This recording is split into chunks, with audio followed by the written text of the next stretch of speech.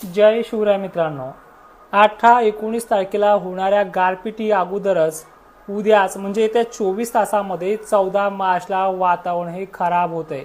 या वातावरणाला घाबरायचंय की कशा पद्धतीने हाताळायचंय हे या व्हिडिओच्या माध्यमातून समजून घ्या आणि इतरांनाही समजवण्यासाठी पाठवून द्या ही रील। तर बघा, कंडिशन अशी आहे की उद्या अचानकच दुपारनंतर नाशिक जिल्हा, पुणे, सातारा, सांगली तसेच धाराशिव पट्ट्यापासून बीड जिल्ह्यामध्ये आणि लातूरसह नांदेड परिसरातही अचानकच ढगाळ वातावरण होणार आहे। दुपारनंतर दिवस मावळेपर्यंत ह्या आभाळाची लेयर्स तयार होईल। या आभाळामध्ये स्थानिक वातावरणाचा लूक आहे त्या पद्धतीने मोठा किंवा गारपीट सदृश पाऊस होईल अशी शक्यता नाहीये। बरेचशामध्ये पाऊस होईल का, म्हणजे 14 तारखेला उद्याच्या यामध्ये पाऊस होईल का, एक स्थानिक वातावरणाचा फटकारा कुठे मोठे पाऊस होण्याचे चान्सेस आहेत, पण टक्केवारीनुसार ह्या वातावरणाची व्याप्ती मात्र खूप कमी आहे आणि याच तारखेपासून 14 पासून हळूहळू वातावरण बिघडायला सुरुवात होईल। मध्यंतरी याच्यामध्ये गॅप सुद्धा आहेत, जे गॅप बद्दल तुम्हाला बोललोय। मग इकडे कुठे नाशिक क्षेत्रामध्ये ह्या वातावरणाचा प्रभाव पाहायला मिळू शकतो। धुळ्यापर्यंत, साक्रीपर्यंत हे ढगाळ वातावरण होऊ शकतं। मालेगाव, जळगावचा समावेश आहे। छत्रपती संभाजीनगरमध्येही मोजक्या ठिकाणी ढग वगैरे चमकू लागतील, पण पुणे, सांगली, सोलापूर, लातूर, धाराशिव पट्ट्याबरोबरच अहिल्यानगर, इकडे पंढरपूर, मोहोळ या भागाचा समावेश सुद्धा या ढगाळ वातावरणामध्ये आहे, जी 14 मार्चची आपण तारीख सांगण्याचा प्रयत्न करतोय। त्यानंतर मग 15 तारखेला सुद्धा ढगाळ वातावरण होणार आहे। त्याचा थोडाफार पाऊस पडला तर वर्धा वगैरे भागांमध्ये, इकडे बेळगाव कर्नाटकमध्ये सुद्धा आहे, चंद्रपूरमध्ये सुद्धा पाऊस आहे 15 तारखेचा। 16 तारखेची कंडिशन कर्नाटकमध्ये अनेक ठिकाणी आहे, म्हणजे फटकारे वगैरे कंडिशन। 17 तारखेचा पाऊस सोलापूर वगैरे भागात सुद्धा प्रभाव टाकू शकतो, पण लातूर आणि नांदेडमध्ये याचा प्रभाव नक्की आहे। धर्माबाद एरिया, किनवट एरिया 17 मार्चचा 14 मार्चला खराब होणार आहे मराठवाड्यामध्ये आणि पश्चिम महाराष्ट्र खानदेशाकडे, पण त्याचा प्रभाव इतका मोठा नाहीये। पण ह्या 17-18चा प्रभाव कसा राहील हे व्हिडिओच्या माध्यमातून समजून घ्या शॉर्टकटमध्ये।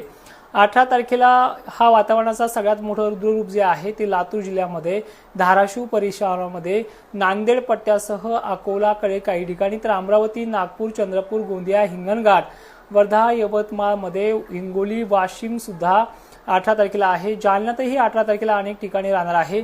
मंठा वगैरे भागात देखील काही ठिकाणी हे पट्टे तयार होतील। बुलढाणा जिल्ह्यातही 18 तारखेच्या संध्याकाळपर्यंत पाऊस आहे। अमरावती जिल्ह्याला सुद्धा काही ठिकाणी हा पाऊस असणार आहे। गारपिटीची शक्यता देखील याच्यामध्ये सांगितलेली आहे। कोल्हापूर आणि सांगलीला सुद्धा 18 तारीख महत्त्वाची ठरणार आहे।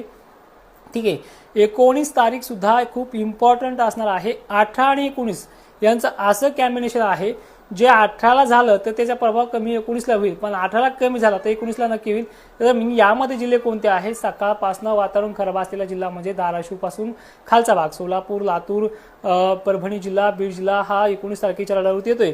पण त्यानंतर विदर्भ, ठीक आहे, आपण मागच्या वेळेस काय म्हणलोय, खामगाव, चिखली वगैरे भागात गारपीटची शक्यता आहे, पण विदर्भाची इन्सेंटिसी जी आहे 35% जी मागेही सांगितली ही राहू शकते। कदाचित यामध्ये तफावत होईल, पण होण्याचे चान्सेस खूप कमी आहेत। बाष्प पुरवठा खूप आहे पश्चिम महाराष्ट्राकडनं, जो अरबी समुद्रामध्ये कमी लो प्रेशरचा प्रभाव जो बनताना दिसतोय, त्याचा पूर्ण बाष्प उष्णतेमुळे खाली येण्याचा अंदाज आहे आणि याच्या रडारवरती संपूर्ण मराठवाड्यातले संपूर्ण जिल्हे, मराठवाड्यातले आणि विदर्भातलेही संपूर्ण, मग खानदेशकरांना किंवा नंदुरबारकरांना, शहादा नाशिककरांना किंवा अहिल्यानगरना सूट मिळेल का? तर सूट मिळण्याचे चान्सेस खूप कमी आहेत। तुम्ही अशा भ्रमात राहू नका की मॉडेलवरती इन्सेंटिसी खूप दाखवलेली आहे।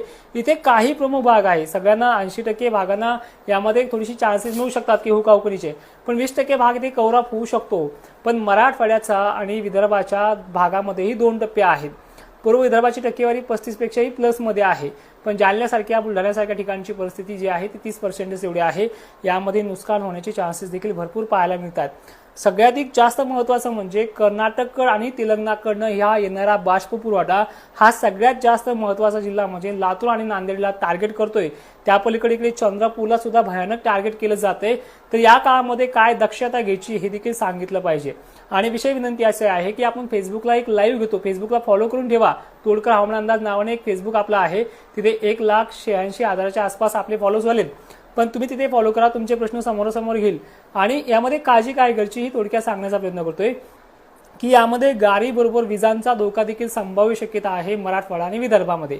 यामध्ये विजा पडण्याची भीती आहे। शेतामध्ये हरभरा असेल किंवा इतर कुठल्याही कामासाठी मजूर किंवा आपण स्वतः फॅमिली सोबत तिथे जातोय तर त्या काळामध्ये विजा कडकडाच्या वेळेला अवकाळीमध्ये हा धोका निश्चित असतो। जीवितहानी होऊ नको म्हणून हा तुम्हाला सर्वात मोठा मुद्दा तुमच्यापर्यंत मांडतोय की 4 आणि 5 ला पूर्वेकडनं दक्षिणेकडनं या आभाळातनं डायरेक्ट घरी पळ काढा, भले तू पळू का नाही पळू पण वातावरण विजा पडण्याचं आहे। यामुळे ही काळजी घेणं महत्त्वाचं ठरणार आहे। पावसाची व्याप्ती मराठवाडा आणि विदर्भ जास्त जरी असली तरी खानदेशच्या बाबतीमध्ये आपण गाफील राहू नका। खानदेशकडे देखील वारं काऊर अचानक येणाऱ्या आभाळामुळे ह्या गोष्टी होऊ शकतात। अहिल्यानगर आणि पश्चिम महाराष्ट्राला सुद्धा सेम आज कंडिशन आहे। सांगलीपासून सोलापूरपर्यंत देखील ही कंडिशन जास्त अधिक प्रमाणात आहे।